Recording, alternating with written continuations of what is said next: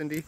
So I want to let you know what a marker is before I get into loose leash walking training. So basically, a marker communicates with the dog exactly what they're getting reinforced for. So if you just give treats after they do something right, they might not really be sure what they're getting reinforced for because they have short-term memory loss and they're so distracted, especially puppies. So a marker communicates with them exactly what they did correct.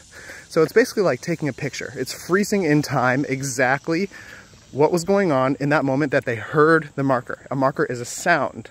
It's like saying, good boy, that's a marker. But we don't say good boy because that's a sentence and it gets confusing for dogs. So we say yes, and even better, if we have a clicker, we go, we click. So for example, if they sit, the second their butt hits the ground, or we say yes, not a second after, not a second before, and then within 0 to 2 seconds, we give a treat. So whenever you do a marker, a treat comes 1 to 2 seconds afterwards. Thereby, using the marker, they know what they're getting reinforced for, and then they want to reproduce that behavior because it got them treats. So now I'm going to use the word clicker interchangeably with marker, okay? A click is the same thing as yes, is the same thing as a marker. So a clickable moment is a moment where we can mark the dog and then reward them. So clickable moments are moments that they're doing behavior that we like. That's moments where they're walking properly.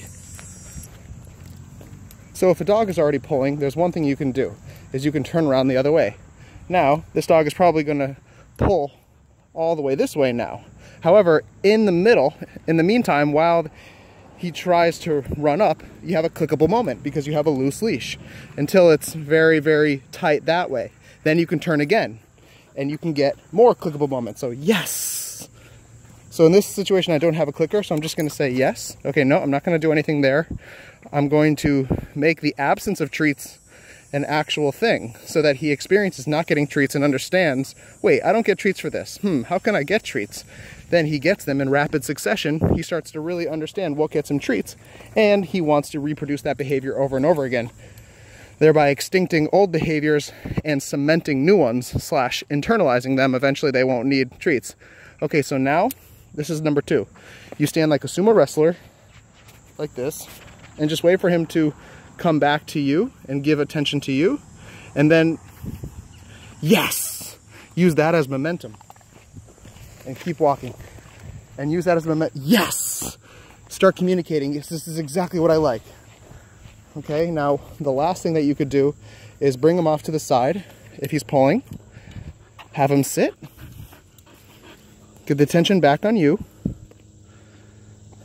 then walk and see if you can get the behavior you like.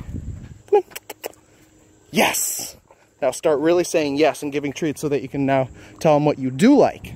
That's the most powerful teaching method. You're never going to tell them what you don't want them to do or to stop doing something. If you're telling your dog to stop doing something, that's a punishment mindset. Because punishment is trying to get something to do something less often. But positive reinforcement is trying to get dogs to do things more often.